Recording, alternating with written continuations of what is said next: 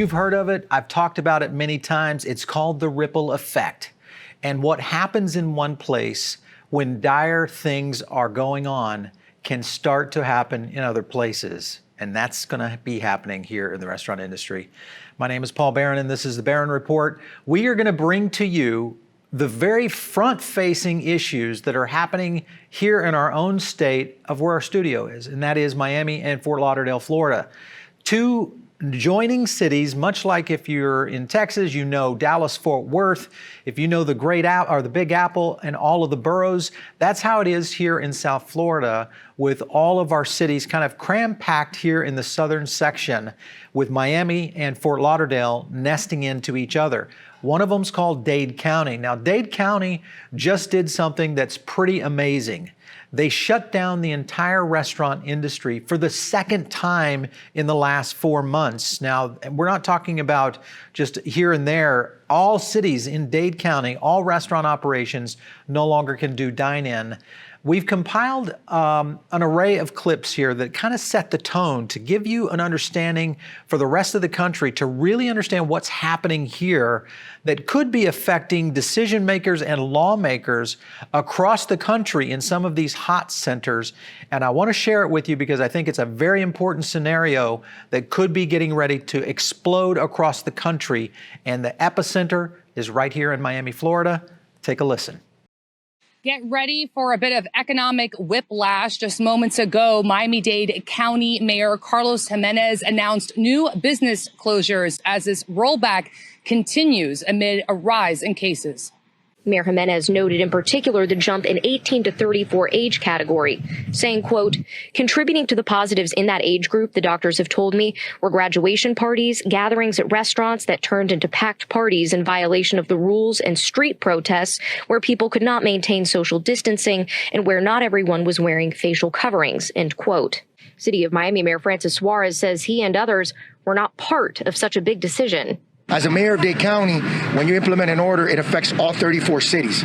So I think he has an obligation to communicate with the cities and let them know, and frankly, not just the cities, with the industries, which I think, unfortunately, he did it sort of backward. A group of Miami restaurants sent a letter to the mayor demanding evidence that their compliant businesses contributed to rising COVID cases. When you look at the at-risk places, from churches to large gatherings, concerts, bars, gyms, were on the list.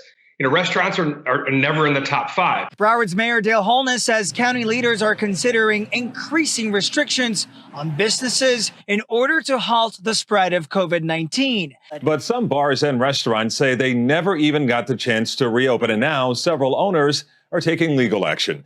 These guys are being shut down by the government without due process, on a suspicion. He says they, too, deserve an opportunity to reopen and follow the rules. Give us an opportunity like you gave everybody else out here, that opportunity to do the social distance and do the CDC laws or rules and regulations. Now, the issue whether or not we're closing restaurants, we're not going to close them, but we're going to require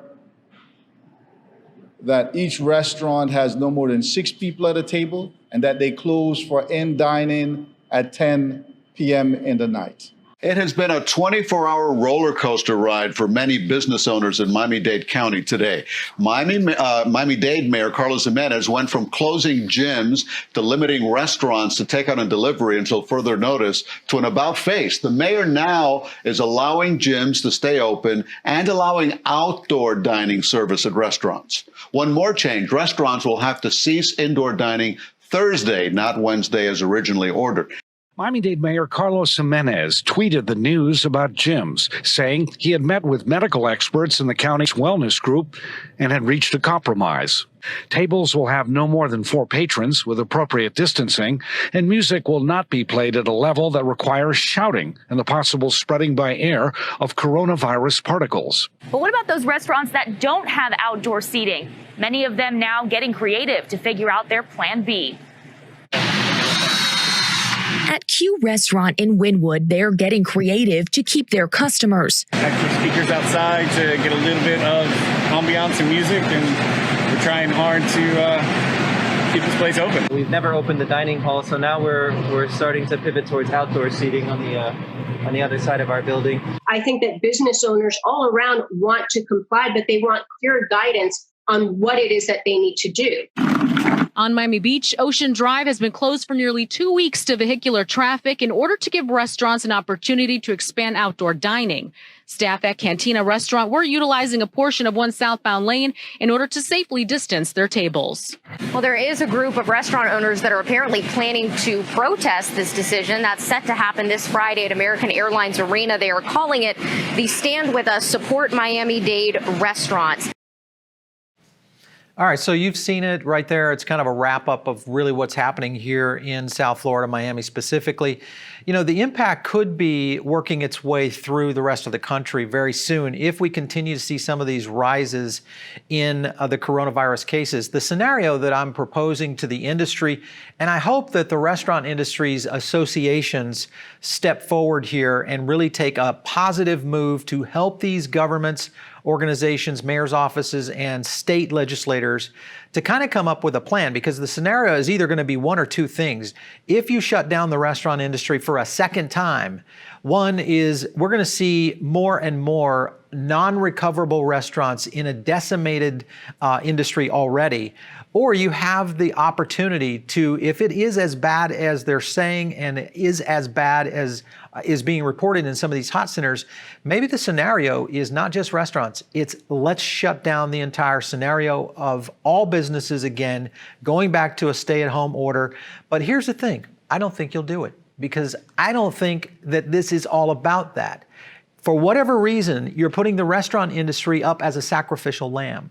That's the scenario I see. If this was really a public health concern, if this was really a scenario that was causing so much dire straits within our communities, we would be shutting down the entire operations and not just a restaurant, which is already scrutinized to a level that is unheard of in business acumen in the history of business before.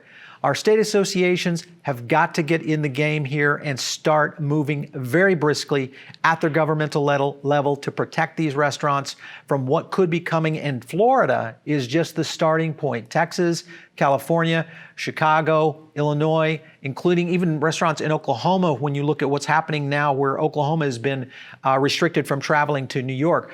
The scenario is not going away, so there needs to be better action and much more competent rules that are being set to be able to adhere to the scenarios and hopefully deal with the situation. But it can't, this is definitely not going to stop the situation here in South Florida. By shutting down restaurants, all you're doing is ruining hundreds of thousands of lives in the process economically, and you're not affecting public health in any way.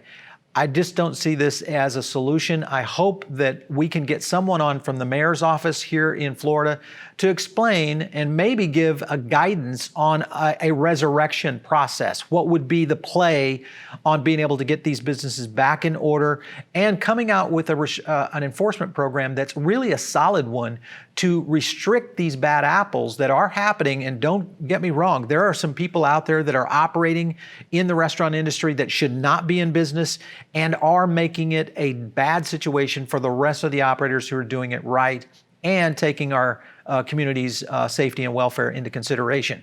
Those are the things that I continue to see. I hope you guys continue to watch and listen of what's happening here in South Florida. We'll try to continue our reporting and, of course, some more coverage right here on Foodable Network. Make sure and reach out to me if you have any ideas you want to get on this show. Just tweet me, man. Hit me up on Twitter at Paul Barron. And yes, I hear and I see your tweets, all the haters. I love you. Keep it coming. We'll catch you soon right here on the Barron Report.